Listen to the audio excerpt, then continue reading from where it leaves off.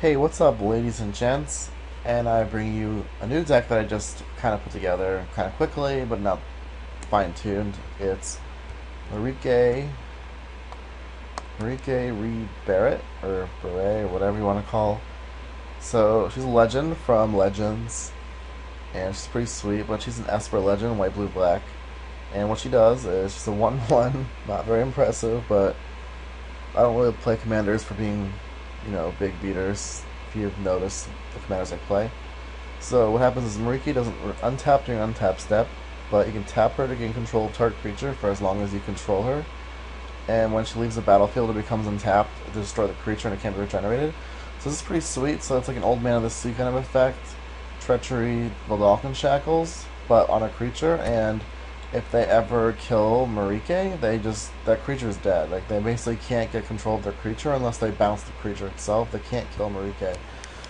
So she's a pretty big threat, and people don't like to see her on the battlefield. And I just made this deck today. I've been playing a little bit. I want to show you a recording that I played because I thought this game was kind of neat. My deck isn't very good, I don't think, yet. I just don't really know what to put in it. I kind of just built it off, cards that I've kind of had already and cards I thought were good. So I don't have a lot of black in the deck. I definitely put more black in it. I just have a lot of white and blue and more of a splash of black. Because I'm not really, most of the black cards that are really good in Commander like reanimation spells, and like shield ribs and tutors and stuff. So I don't know. I guess I'm more of a blue-white player at heart, and we'll see. But anyway, so we have this hand. We're against Triplets. So Triplets can basically, if they land this card up to their upkeep, they can cast spells out of your hand, and you can't like interrupt them during their turn. So it's a pretty interesting general. It's definitely an Esper general worth thinking about playing yourself. So here we've got Talisman of Progress, just white blue talisman. 3 land. The thing about Merieke that's different than Grand Arbiter is I have a little bit more of the mana rocks. Not sure why. Probably fix my mana. Because 3 color. So we're gonna keep it, and we have Arcanus and Muldrifter and Swords. So it's not a bad hand. We draw Future Sight, which isn't terrible. See Helmar Depths. We draw a Mage Right Stone, which is what I used to have for kiki-jiki, but I took it out. But it's actually pretty good with Merieke, and it's actually really good with Arcanus, as you can see. Because it untaps him, you can draw more cards. So there you go. I also play 1,000-Year Elixir, which is the same card. Costs 1 more, but you can untap any creature, and it also gives creatures with activated abilities. They can activate the abilities as if they had haste. So it's a little bit better, but I have the Mage Right Stone kind of like a second 1,000-Year Elixir. We draw the Arcane Sanctum a little kind of late, but I kind of want to play Merieke. Because I didn't have the black mana out already, so I had to play the Isolated Chapel. So I can play the Arcane Sanctum. So he just plays a Dark Sling. So I don't think he's going to play on any good creatures as long as Merieke is alive. And that's kind of the good thing about Merieke, is she kind of stops your opponent from doing whatever they want to do, so it kind of interrupts their plan. So even if you don't get any value out of her right away, you're disrupting them just by having her on the battlefield. And here we have Mangara, and I think about Mangara with Merieke is you kind of want to do the same thing. You want to untap him. I think that's a guy. I'm not really quite sure. It could be a girl. Wait, I'm not really sure. I don't know the lore of Magic. If Future Sight even had any lore, or is this Time Spiral? And it's good with Mage Right Stone because you can untap Mangara while the ability's on the stack, and then tap him again and exile 2 permanents for the price of 1. You can see it's pretty sweet. So he plays Aether Storm Arcanus. So I think he's like an Esper artifact deck, it seems like. He's playing Inkmoth Nexus even. Not really sure why. Maybe he's playing like Tempered Steel, who knows. Freaking Mage. So he's definitely like artifact heavy, which is kind of Esper, is one of the strong suits of Esper. Alright, so we've got our Mage Right Stone. I could have played Mangara there, but in case he decided to Wrath me, I kind of wanted not to let that happen. I had a feeling he had a Wrath. He was kind of playing like he did. And I didn't take this before blockers in case... I'm not really sure why. I didn't really want to block his thing in case he wanted to play another spell that wasn't an artifact. I don't know. I wasn't really quite sure what to do there, but I'm just going to kill his Canonist because I don't really want it to be on the battlefield.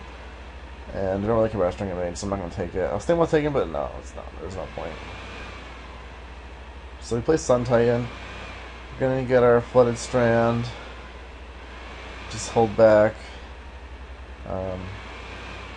So he plays Duplicate. He's definitely Artifact heavy. He kills my Sun Titan, which is fine. He doesn't attack with String Mage this time because I can just take his Duplicate, which is a 6/6, and kills String Mage. So playing cards off the top of our library with Future Sight here. So we're going to play Mangara here. Mole Drifter. There's an argument we could have played that Thirst Knowledge off the top of our deck for free, but I haven't played with Thirst Knowledge. Then he plays Oblivion Stone, and I was like, oh my god, fun. I kind of just knew he had some kind of a wrath. This Oblivion Stone is... This card is so annoying, Commander. It's just a huge annoying reset button, like, kills everything. I just don't like it. It's never really a fun of this card. I don't feel like playing it ever. So he's gonna play Oblivion Stone. He puts a fake counter on his Soul Ring when I have Mangara in play. I guess he just didn't see this interaction. Maybe he just wasn't familiar with it, or is a newer player. I have no idea, but this interaction's on the board. He should have just wrecked everything if that was his plan.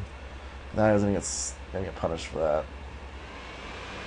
I don't really know what. I thought I was dead when he did that, but for some reason he draws Venser even. So right now we're gonna exile his Oblivion Stone with Mangara, untap Mangara with the ability on the stack, exile his Soul Ring. And now we're gonna bounce Mangara with Venser that we just drew, and you'll see what happens. So both his Oblivion Stone and his Soul Ring get exiled. So nice. I guess he didn't see that. I guess he just didn't see it happening. But I still have Mangara now. And all I did was cost me a Venser activation, basically. And now I have Mangara. It's back. Yeah, so he just... I guess he was, I guess he didn't feel like playing it after that. I don't know what was in his hand. But, yeah, because he couldn't play Central Blitz out, because if he did, I would just untap this and steal it, and then cast his spells, which I don't think he would really enjoy. And my hand was still pretty good. So anyways, let me know what you think of the deck. I do have black cards in here, believe it or not. They're in there. The deck's a little different than what you're used to seeing. It's definitely more centered around Merieke and tapping, untapping, a little more artifacts. So I put in Thirst for Knowledge instead of Compulsive Research. It has black lands, obviously. Still trying to figure out the color balance. I don't have the shock lands from the Ravnica, like the white-black one and the blue-black one, because they're really expensive. So if anyone has an extra one, feel free to let me know and donate me one, but I don't really have... I'm kind of moto broke right now. I spent so much money on all these decks, and I really don't have any tickets at all left anymore. But yeah, let me know if anyone has... If someone just happens to have shock lands, they don't need a white-black one and a blue-black one. If not, I'll have to wait until Gatecrash gets drafted and try to pick some up. But anyways, thanks for watching, and I'll bring you more of these soon. Hopefully I'll bring you a live game. I'm just going to kind of dicking around with the deck, trying to figure out how to play it. And thanks for watching. See you next time.